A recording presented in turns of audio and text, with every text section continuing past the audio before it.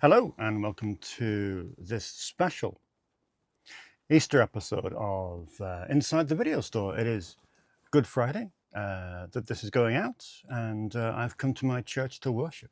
So welcome. I don't know if you celebrate Easter. I don't. But hey, we can talk about movies for an hour, and that will be fun. As you can see, I have wood again. I should really say a doctor. No, we did some. I did some work last week with a few new fixtures, which I'm going to insert now. There you go. We've got a new kind of film noir section. We put some columns up, put another shelf across, and just did a few new tweaks that just get a little more space, which is handy. You know, I think this last week's improvement grants another 200 spaces or so.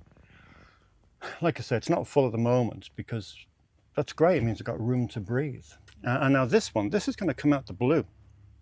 I'll explain a little bit more later, but it just occurred to me like a bolt out of the blue the other day that I have about 60 or 65 films from Third Window, and they're kind of crammed down here in the Japanese section and so forth. And with all the new films they're putting out and things like that, I thought, well, wouldn't it be a great idea to kind of squeeze in a Third Window section? So I thought I'm going to build that to spec.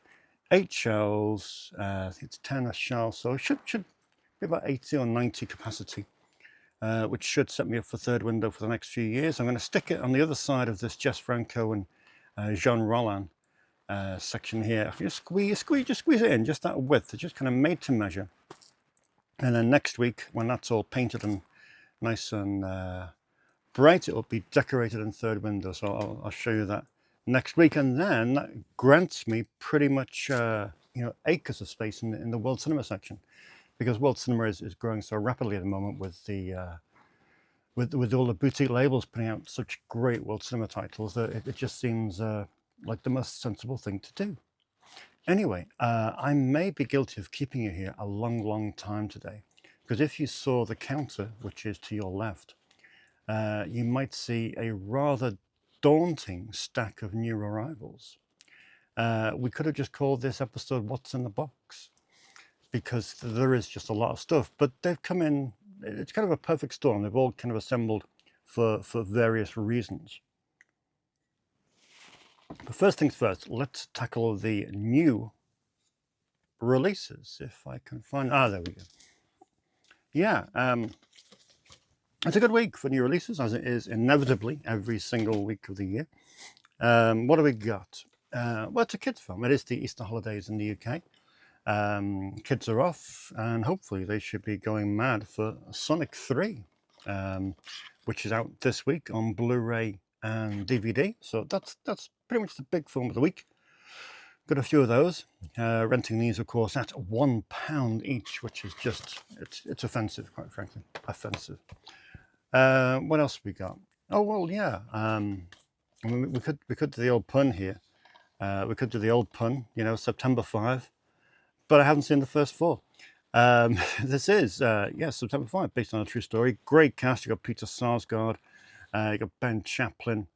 And it is set during the 1972 Munich Olympics, during that moment that's etched in the history books forever.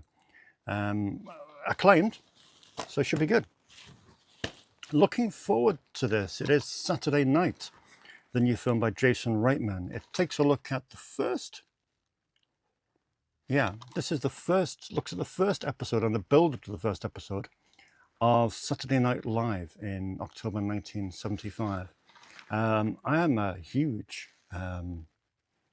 fan of the original Saturday Night Live run from 75 to 79. I do like that era of the show. I have a bizarre fetish for all Saturday night spin-off movies, even the really kind of, not obscure ones, but the lesser known ones like Night of the Roxbury, which I love dearly. It's Pat, Stuart Saves His Family, Tommy Boy, Black Sheep, etc., etc. I love those films, kind of the staple of my teenage years. But something that looks really interesting. I like Jason Reitman as a director. I know Dan Aykroyd seemed pretty satisfied with how it came out. The weird thing is it's only come out on DVD, which is a really unusual thing for a kind of, you know, a well-budgeted film. But there we go. I can get import a Blu-ray from Germany. I might do that. I'll have a think about it. A remake from John Woo. He's remade his own film, The Killer. I don't really know what to make of it. I did catch a comment before from Graham Reed on last week's episode, who I think he was pleasantly surprised by it, in all honesty. And it is, you know, it isn't just a generic remake. It is a John Woo remake of his own film. So, you know, we shall see. We shall see. But there it is. It's out this week on Blu-ray. We have the new... Weird. You don't tend to get many asylum films released in this country anymore. They all go to Germany on... watch my mic. They all tend to go to Germany on Blu-ray, which is great because I can import them relatively cheaply. But we just had a few here in the last few weeks, with Mecha Ape, New World Order last week, as you will well know. And this week we have Gladiators. I cannot think what this would be a mockbuster of. The jury's out. But nevertheless, it is Vernon Wells, that immense asylum movie staple of an actor.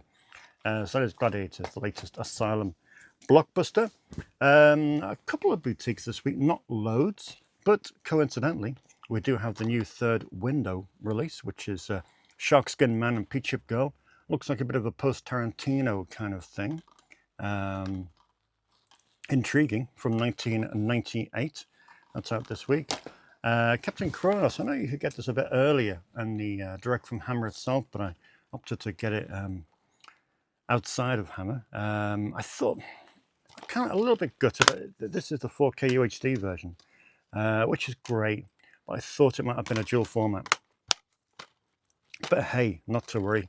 There we go, Captain Kronos in 4K UHD. It's a very well put together edition. You've got 3 versions of the film, all in different aspect ratios, and documentaries, archive interviews, etc., etc. And finally, from the Masters of Cinema series from Eureka, they've had 1 volume of this already, but this is the 2nd volume. This is Laurel and Hardy, The Silent Years, 1928. This is a beautifully put together 5-hour epic assembly of some classic Laurel and Hardy shorts. I think it's 15 shorts in here altogether. I think it was done in conjunction with, I forget who restored these. Black Hawk Films. But yeah, this should be quite something. I can't wait to... I did take it home last night, but I just didn't get a chance to see it as I was watching erotica from the 90s. But nevertheless, great to have this stuff here. Great to have this stuff here. So that is this week's new releases. A very tidy stack indeed. Something for everyone, I think. And a nice blend of titles. Okie dokie, so that's those out the way. I'm going to put those over here. And we'll have a quick peek at what's been going out on loan, which again, you know, it's been a strong week here at Snips. Easter may be here upon us. The weather might be a little bit better, but still people are coming in. People are coming in. You know, it's weird. Kind of all through the week, there's no quiet day. You know, you used to say, oh, Monday, I won't send that many films today. But Monday, this week, Monday was nuts, which is nice to see. So, as usual, if you've not seen the show before, I've picked 8 of the many hundred films that go out each week at Snips. 8 of the most unique ones that I thought, oh, that could do with pointing out in this week's show. And the first one is a new release that came in late last week, so I didn't feature it.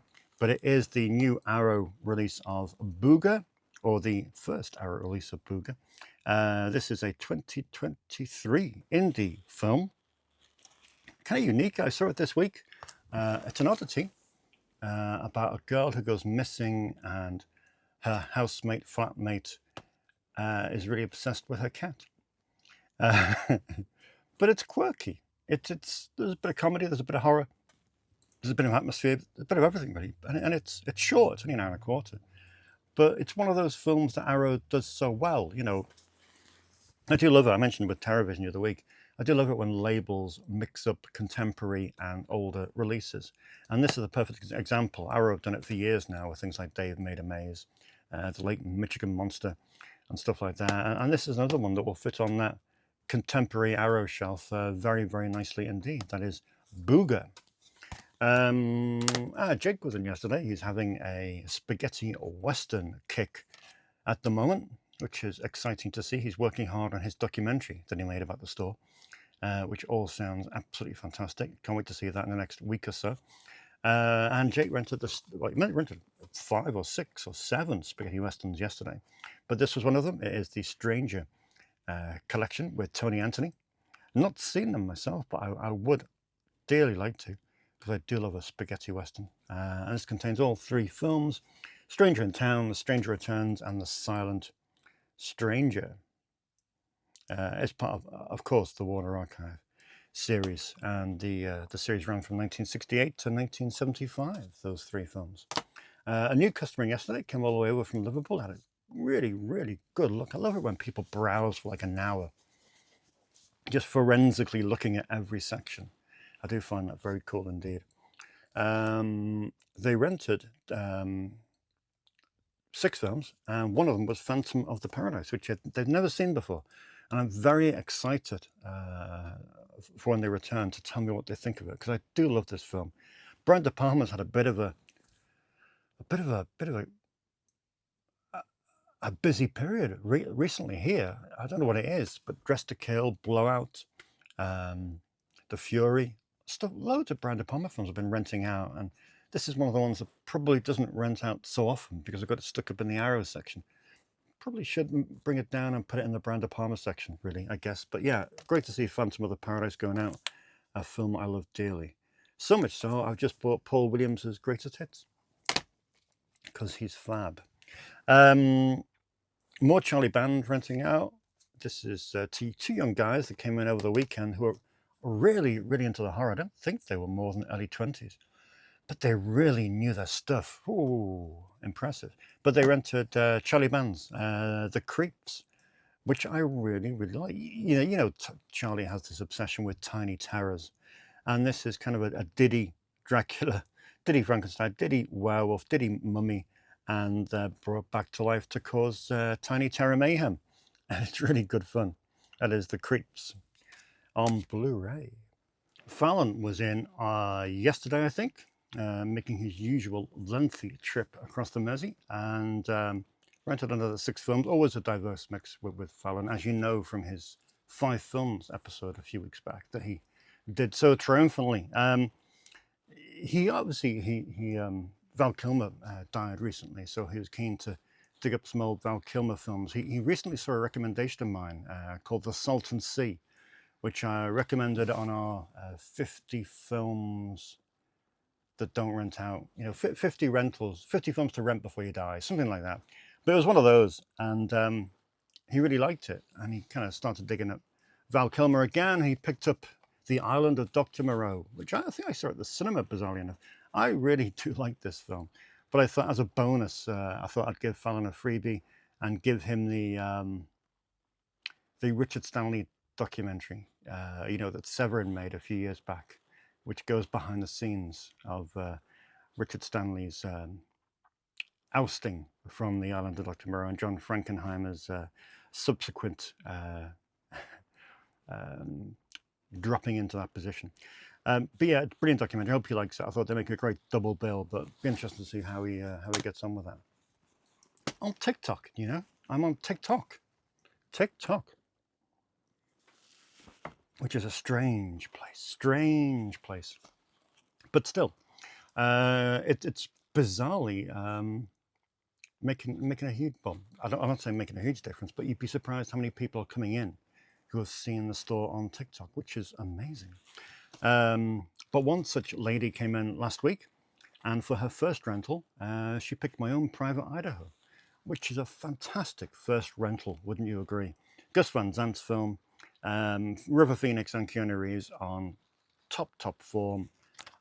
Just bliss, absolutely bliss. And she just returned it yesterday and absolutely loved it. So that's great. I'm so pleased that, whatever it takes, whether people find the store on Facebook, Instagram, TikTok, YouTube, it's just great that people are finding it. And obviously she got something in.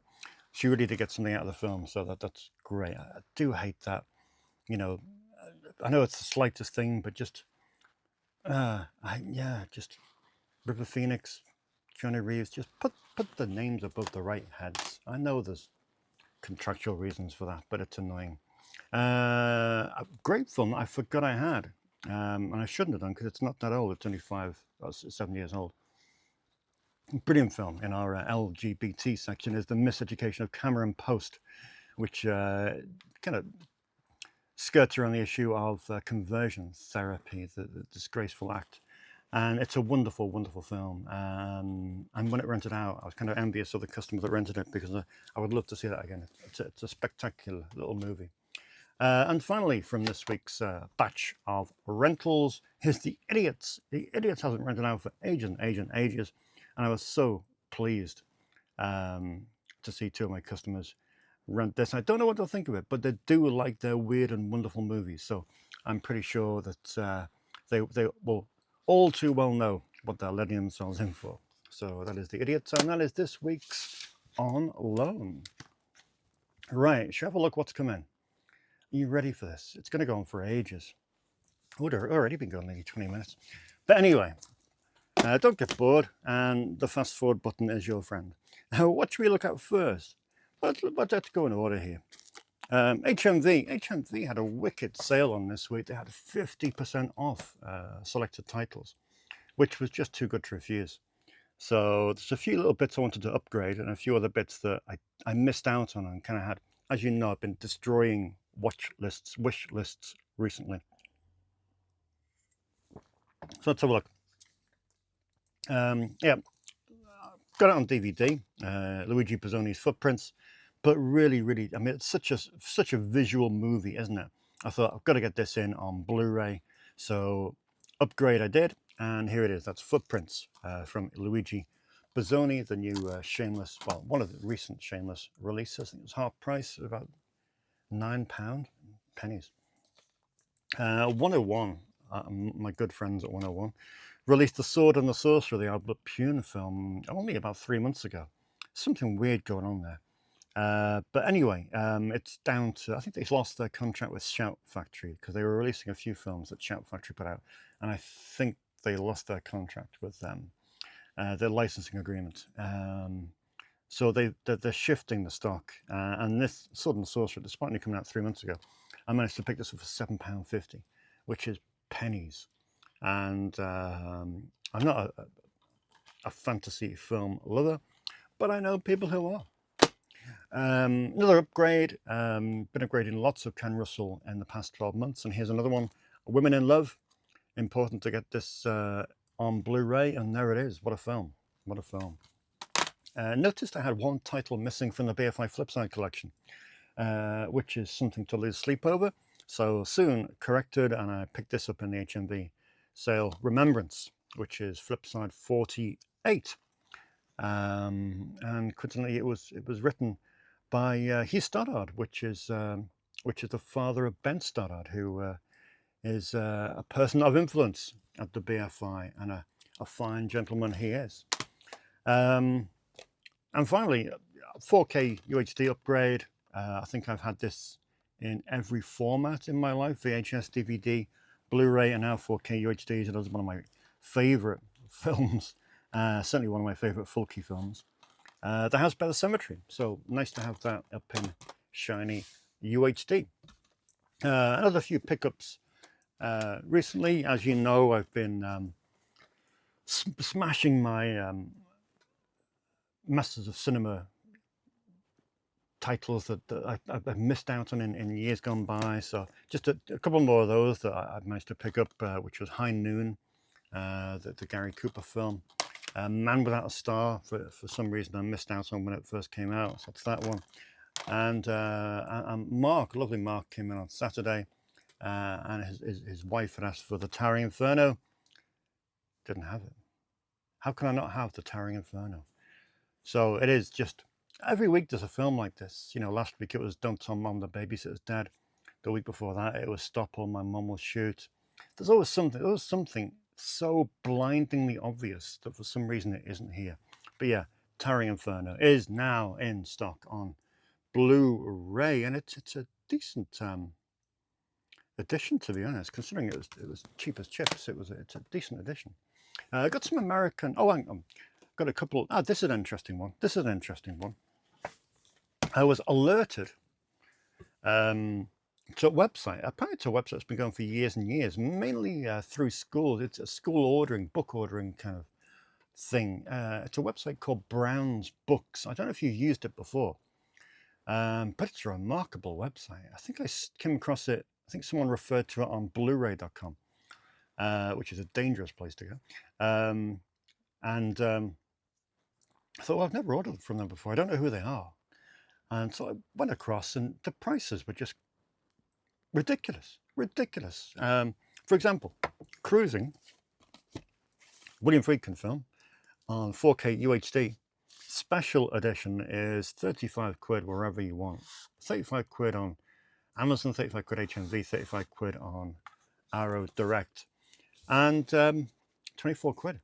24 quid, that's a very big difference. And obviously this special edition comes with this lavish kind of leather bound look to the slipcover, which I do like. But no, I mean, Cruising is just an immense film, just an immense film. So I thought, well, get that nice upgrade. Lovely. And also I picked up the don't know how to pronounce this. We're going to go for Yokai Monsters collection, 4 films, which include 100 Monsters, Spook Warfare, Along with Ghosts, and The Great Yokai War, the latter of which is meant to be the best. Been after this for a while. I don't know why I've been so tardy picking it up. But anyway, it's kind of always been about £30 in the sales. But this on Brown's Books was £19. £19, which, you know, for 4 films, it's not the deluxe edition, of course, but still a very tidy price for a good box set. So really, really pleased with that. What's up next? We have some American imports. Really, really, really pleased to get this. I know someone mentioned it, or someone helped me out. Oh, that's right. I think I mentioned a few weeks back that Rifkin's Festival rented out the Woody Allen film. And I was kind of a bit frustrated that I couldn't get his new film because it's in French.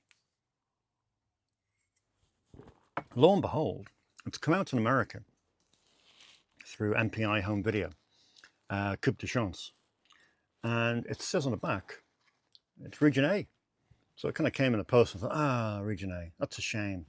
It's a shame when you have every Woody Allen film and you got one missing. But it's here, but, you know, most people won't be able to rent it.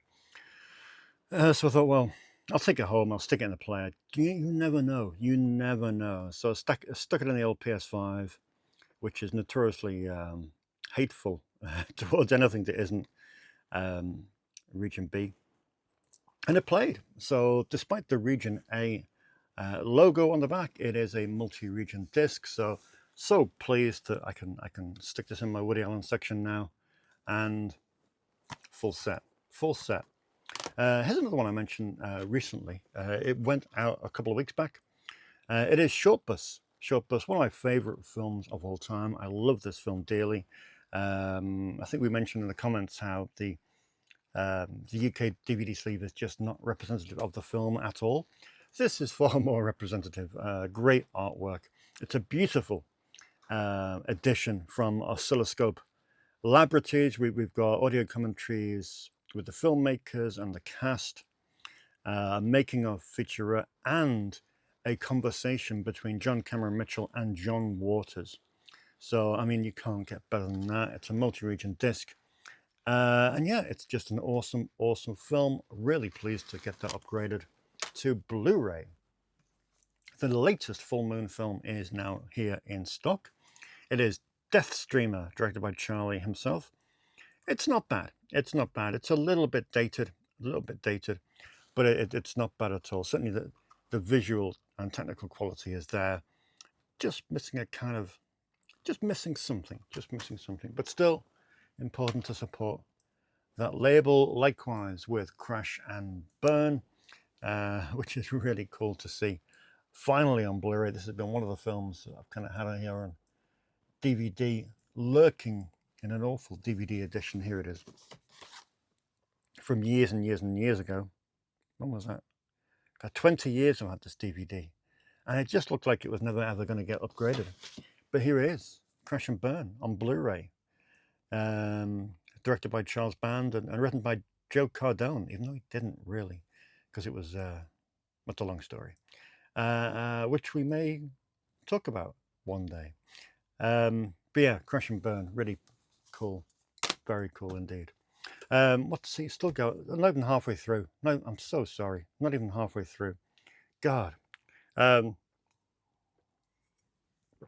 What's up next? We'll do some German imports, I think. Some German imports. A nice little parcel from Germany this week. Coincidentally, I had this in my German basket for quite some time. And Ryan, who did the 5 films last weekend, happened to mention to me to say that I think it's his girlfriend's favourite film. And would you be getting it in at all? And I said, oh, well, I'll see what I can do. And lo and behold, it was in my German Blu-ray, in my German basket. I haven't seen it, but it's a classic. It's a classic. It's a Peter Hyams film. It is. Stay tuned. Stay tuned on German Blu-ray, now available to rent from Snips. Very exciting indeed. If you're a fan of the schlockpit.com, the website I run with Matthew Bedrevich, you'll know our love for the great British director Anthony Hickox, and it was great to get this in. Finally, it's never had a British release aside from the Miramax video release, I think. I may be wrong on that. But I think it did get a Miramax video release, or Dimension video release rather. It's recently come out as an exclusive to Screen Factory, but finally it has just come out in Germany, which is great. It's not a bad little film at all. But yeah, pleased to get that. There's Jill Rips with Dolph Lundgren and directed by Tony Hickox. Karate Warrior 1 is out from ATA. Karate Warrior 2 is out a couple of weeks back. I think I showed it to you. And here is Karate Warrior 3. Great bit of Italian Karate Kid exploitation. And, brace yourselves. But we have Karate Warrior 4 at the end of May. And then Karate Warrior 5 is coming to Blu-ray in September. I mean, who's up for it? Who's up for a 5-film Karate Warrior orgy? I mean, it's going to be amazing, isn't it? It's going to be amazing. So yeah, that's very cool indeed. 3 Asylum movies just to finish off the German imports. We have Bailing in Airliner Sky Battle. Not sure what that could be about. We have the long-awaited sequel, Atlantic Rim 2. Yes, Atlantic Rim 2 is now in stock. Not Pacific Rim. This is Atlantic Rim. Different ocean. And just one that came out quite some time ago, but for some reason I missed out on it. It is The Bell Witch Haunting on 3D Blu-ray. So there's the German imports. Still going. Still got 2 big stacks. I'm so sorry. Now, this explains my third window decision. I'm not a CEX guy. Find them a bit overpriced. Find a lot of the stuff they have in there very generic, and not really worth looking at. However, I happened to go to Birkenhead on Sunday, which is not something I would advise against your will. But I had to go for one thing or another. And I thought, well, while I'm there, I'll have a nose in CEX. And lo and behold, they had some really, really, really good stuff. How many did I get? 1, 2, 3, 4, 5, 6, 7. 7 third window releases that I hadn't got before. All on Blu-ray, £8 each. I thought, yeah, that'll do me. So what do we got? We got Top Knock Detective, which I really, really can't wait to see. It's like a mock documentary about a film that doesn't exist, isn't it? Looks pretty wild. So that's Top Knot Detective. Um, Ruined Heart. Ruined Heart is here on Blu-ray as well, which pairs the Philippine cult director Carven with famed cinematographer Christopher Doyle, who of course did In the Mood for Love. So that looks fascinating. Zoki is 5 interconnected stories from the wild mind of cult manga author Hiroyuki Ayashi. That looks great, live action manga. We have Tezuka's Barbara, which is one of Osamu Tezuka's most adult and sexually charged works. Looks pretty wild, pretty wild. Then we have Love and Other Cults, where Eastern Kicks described it as this punkish small-town action flick is everything you need from the current Japanese film scene.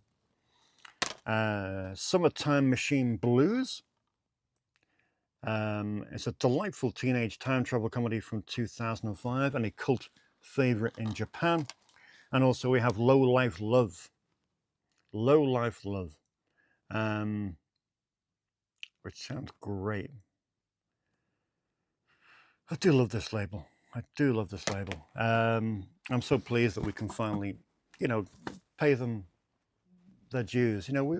Vigor Syndrome was there, 88, Arrow, Eureka, Warner, Indicator, Criterion. I think Third Window deserve a place because they're everything that this store represents: the quirky, the unique, the odd, the indifferent.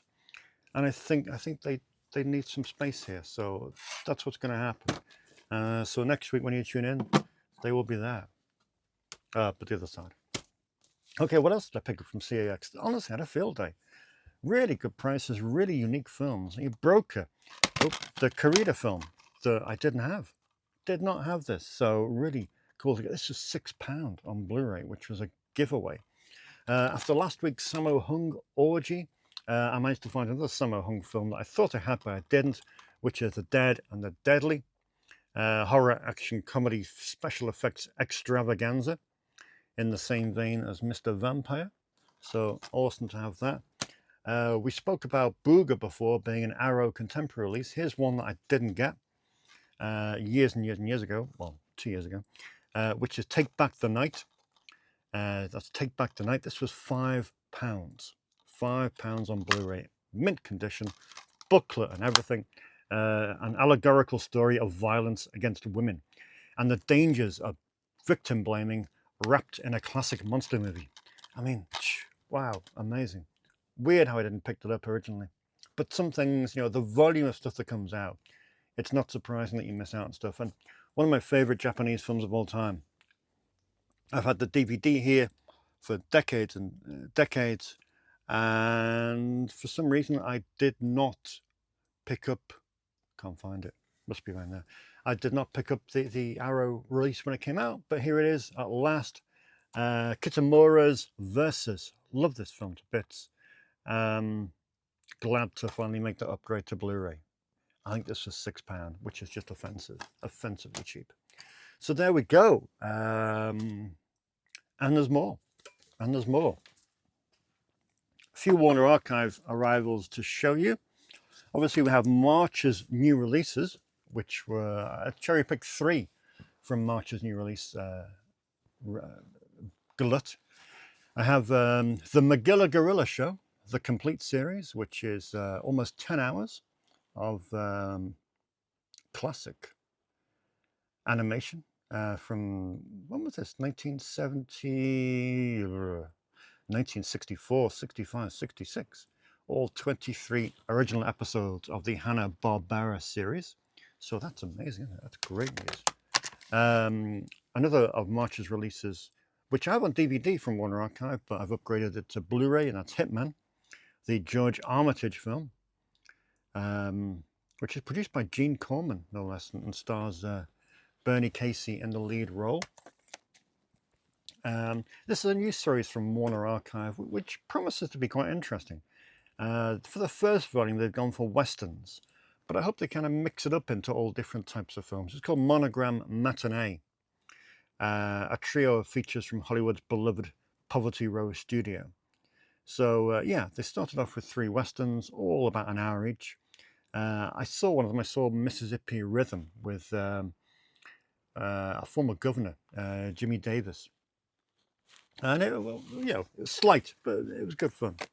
It was good fun. One of my favourite Rob Altman films that doesn't get the love is A Prairie Home Companion. So I was only pleased to upgrade that to Blu-ray from my DVD. I do love that film, but I love the Garrison Keillor radio show. Nearly caught up on the Looney Tunes Collector's Choice series. This is volume 3 in stock, with volume 4 on its way next week, I think.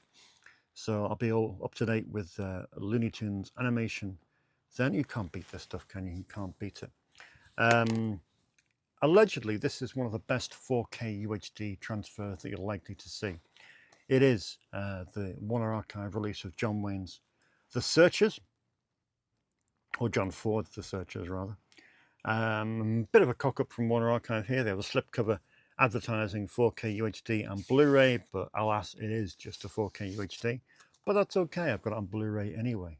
But this is meant to look absolutely spectacular. So yeah, really can't wait to have a look at that, because it is just such a visual film, isn't it? And as you know, I've been collecting the Forbidden Hollywood collection.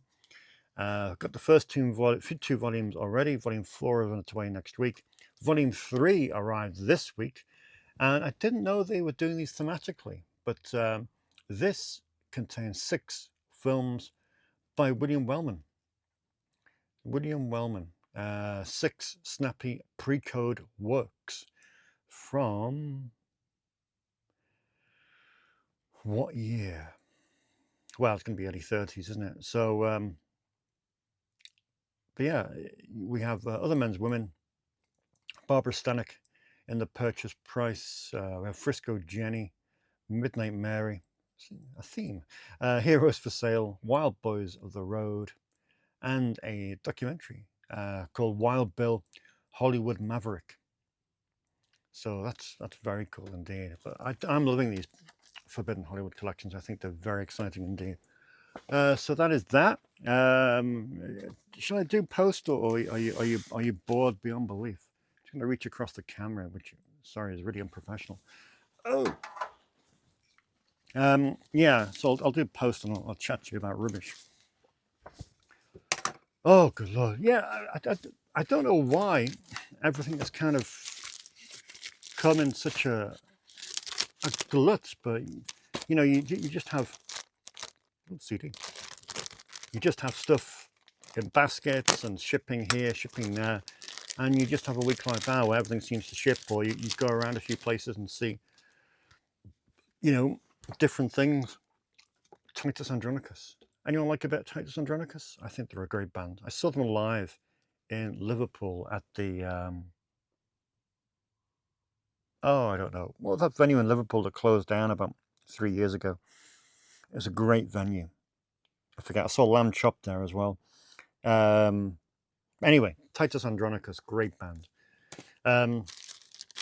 Yes, so things just tend to come. And as you know, I have been destroying my wish lists.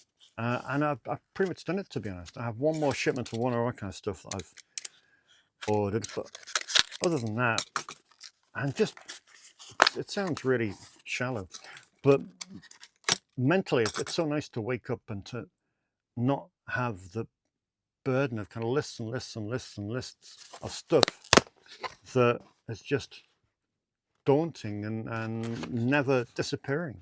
So to wake up and have those pages blank and just look forward to what's coming out and not have to look back at stuff I've missed out on is really, really handy. But I've only been able to do that because the store has been so busy in the last 6 to 12 months. So, you know, that's cool. Rock and Roll High School. Oh yeah, this was one of the HMVs. This was one of the HMVs. It was a 101 release I missed out on. Another cool Roger Corman movie, directed by Alan Arkush, of course, and written by Alan Arkush and Joe Dante. Yeah, you can't not get this, can you? So that's cool. Glad to have that one. That is Rock and Roll High School.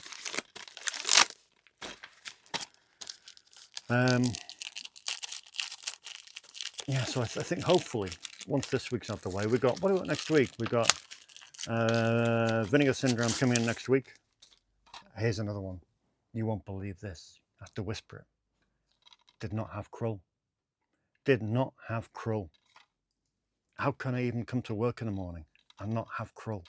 Outrageous, outrageous. So I asked for it, didn't have it. Embarrassing, but there we go. Yeah, so next week I've Vinegar Syndrome coming in, and I have a shipment from America coming in as well. But I think that's pretty much it. But then again, we are entering now the last 2 weeks of the month. So we have 2 fairly heavy boutique weeks. 2 fairly heavy boutique weeks. Now here's a Eureka film that was on my wish list, but I had to go through eBay for because it's out of print. Paid over the odds for it, but I think it's an essential film, and I don't think you can really not have it. It is The White Reindeer, which just, I haven't seen it. It sounds absolutely phenomenal. A vampiric fairy tale set amongst the starkly beautiful fells of Finnish Lapland. I mean, you need to read that one line and instantly you're like, I need to watch this film. So yeah, very excited about that. Very excited. So that's those. Now we have one for 88 here, I think. I'm going to save that till next week because it's next week's releases, and it is. So we'll save that. Don't want to spoil it. So that means we just have these 2 to go through. Oh, more Titus Andronicus and Obelisk. I was watching Titus Andronicus on YouTube, and I got the first 4 or 5 albums, but for some reason I hadn't picked up the last 2. I thought I had, but never mind. But I have now. So this hopefully should be another Masters of Cinema release. I think I've got about 3 more to get in the Masters of Cinema collection that are out of print. And then I'm kind of satisfied. And I'm also out of space. So, right, this isn't going to work. I'm going to have to go down the side. Tension. There we go. Ah, yes, the African Queen. Had this on ITV Blu-ray, but you know, you look at the Masters of Cinema release, which is now teetering on being out of print, and it is a 4K restoration, and you know, a mountain of extra features, which I just couldn't pass up. So I was happy to pay a little bit more just to get that. And I think with things like the African Queen and with, what else do we get here? I put it down somewhere. Oh, with High Noon. I think you look at those when you're doing your weekly orders and you think, well, I've only got this much to spend. Do I need to upgrade that right away? And you kind of put it in the back of your mind and you think, well, I won't upgrade it for full retail price. I'll wait a few months and get it in the sale. But then you don't make a note of it, and then it goes in the sale, and then it goes out of print. Just one of those crazy things, really. But hey, so yeah, that is it, finally. Hallelujah. Good Lord. I've got to put all these away tomorrow. I've got to put all these, where are they going to go? Where are they going to go? We're going to need a bigger shop. Going to need more of these. Going to need more of these. But hey, it's a nice problem to have, isn't it? It's a nice problem to have. Right, let's look at some comments. Then we'll go home and get some tea. What do we got? What do we got? Let's have a look. Oh, good Lord. Thank you again for commenting. Please keep your comments coming in. It's really, really nice to hear from you and tell me your thoughts and your recommendations and your opinions, because you're all incredibly nice. It's like I said it again about 5 films. You know, these are people, lovely people who have got no experience in front of camera. They're coming in here. A lot of the time the shop is open. A lot of the time they're doing it while people are milling around. And the internet can be a very nasty place, but everyone here has been so welcoming and praiseworthy and encouraging towards these wonderful people that are doing these 5 films segments. And I really, really do appreciate it. It's very, very generous of you. And it's just absolutely fantastic. So thank you for that. Paul Griggs, nice to hear some love for anthology TV shows, especially The Twilight Zone. Yeah, I love anthology TV shows. I think it's my favorite corner of the small screen world. And my Twilight Zone collections are just so they're the type of things you can just take home at any point and just dip in and out of. And those Rod Serling intros are just amazing. Yeah, Graham mentioned about The Killer. Graham Reed said directors remaking their own movies can be hit and miss, but finding out he remade it piqued my interest, because he mentioned about George Sluice's The Vanishing and how the studio interference did hamper that remake. So yeah, it can be hit and miss, but we shall see. I shall give it to a few unsuspecting customers. Indie Phantom Sofa Cinema said, "Oh, I've got to seek out that Eric Red movie." Yeah, this was the Eric Red Asylum movie that came in last week, the kind of loose remake of Day of the Animals. Massive fan of The Hitcher and some of his earlier work. Indie Phantom says he just watched The Alto Nights, which was a snooze fest of a mob film. It didn't do well, did it? Alto Nights did not do well at the cinema. It looked like a weird concept. All those great people involved, but didn't Barry Levinson direct it as well? Weird. And didn't Nicholas, I forget, but it's written by a good screenwriter. Bizarre.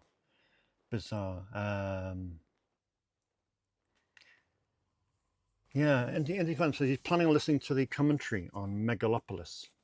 Not because I like the movie, but because I think Coppola does amazingly frank and insightful tracks, and he's fearless. Yeah, I had a guy return it on Tuesday, and he thought the first 45 minutes of Megalopolis was hard to get through, but he's glad he watched it. And he's full of admiration for the film. But yeah, he's not sure that he's into it. Tricky one. Rise of the Phoenix. You have a music section? No, I have an addiction to music. Rise of the Phoenix. I have an addiction to music. I have a massive music collection behind. And when you're here for 50 hours a week, you need music. You need sounds around you. And there's nothing so wonderful as getting into work at 10 a.m. in the morning and just browsing that collection of music and thinking, what can I listen to today? I love music. It creates a vibe. And it also helps define the place. I think it helps define the place. If someone walks into somewhere and hears good music and eclectic music and music that kind of fits with the type of stuff that you rent, then I think it adds to the atmosphere of the place. Might be wrong. Freewood and Phil says, I've been looking forward to Day of the Fight. Great cast and some lovely looking black and white cinematography. Hoping it's a little gem. Well, funny enough, Phil, one of my customers was in. He rented it on Monday. Got it for a week, but he brought it back the following day because he was that excited about it, that over the moon with it, that thrilled by it, that he was desperate for me to get it back on the shelf and to enable other people to watch it. He loved it to bits. So that's really, really encouraging news. I think Day of the Fight will be a real perennial renter that will do well here. I think people will discover it and enjoy it.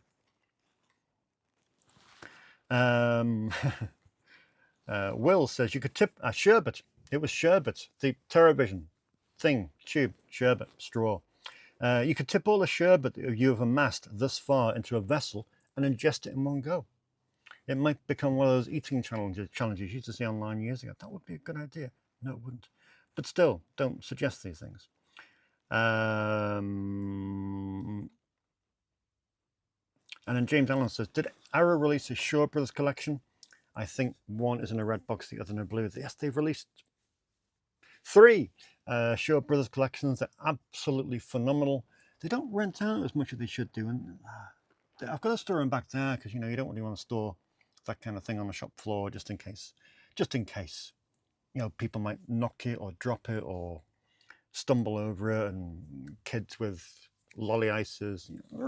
Um, so you kind of store it in the back for safety. Well, not in the back, but just behind the counter for safety. But I do hope people dig into that at some point this year, all three, and they're welcome to, because just the amount of work that James Flower, the producer for Arrow, has put into those is just phenomenal. They are the pinnacle of boutique Blu-ray, to be honest.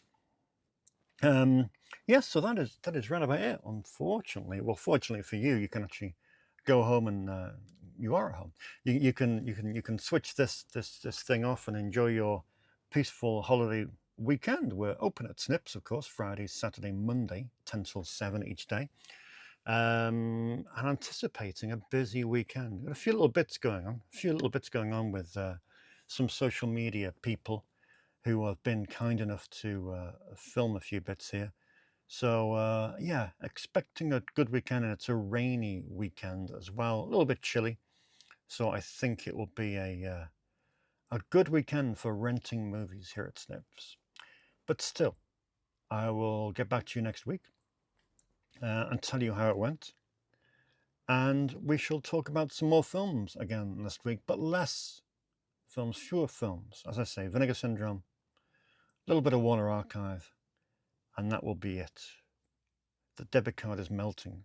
It must rest. It must rest. And I will rest. And I will see you in 7 days' time.